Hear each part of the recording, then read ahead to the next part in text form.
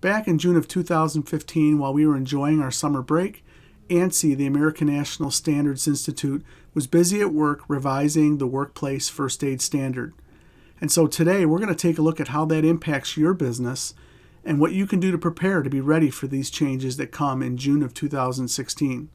So take a minute, stick around here at MFASCO Health and Safety.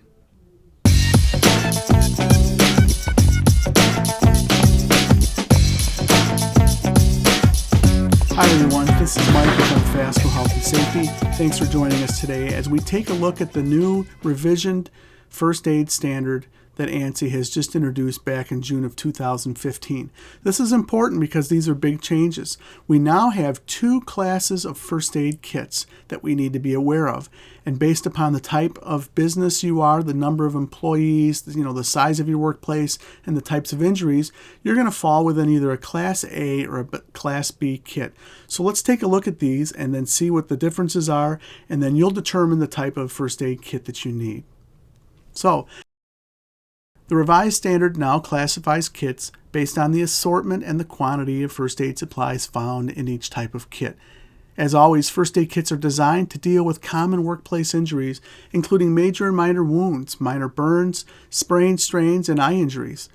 These changes in the revised standard are based upon a review of increased workplace incidences.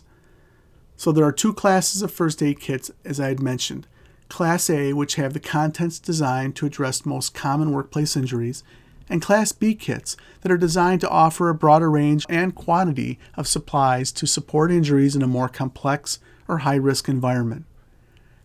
In the most basic terms, some of the first aid supplies identified as being recommendations in the 2009 standard are now required for both Class A and B type first aid kits.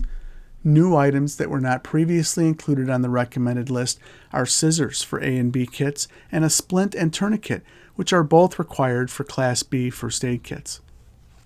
So, after reviewing the contents list as shown here in this new standard, it's clear that Class A kits are meant for not really heavy-duty industry situations with smaller numbers of people.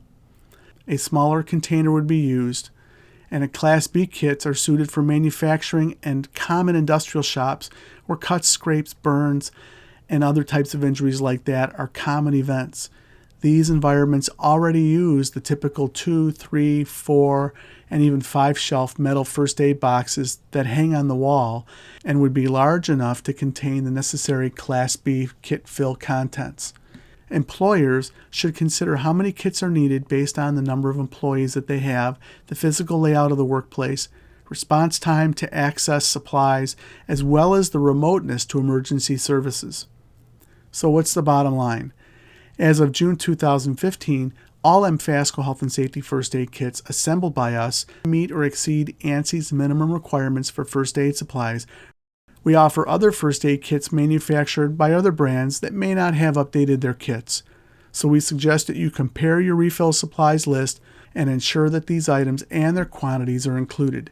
Again, you may include additional first aid items in your kit, but you need to have at least the ANSI minimum. We hope that this video has been helpful for you. Thank you so much for joining us today.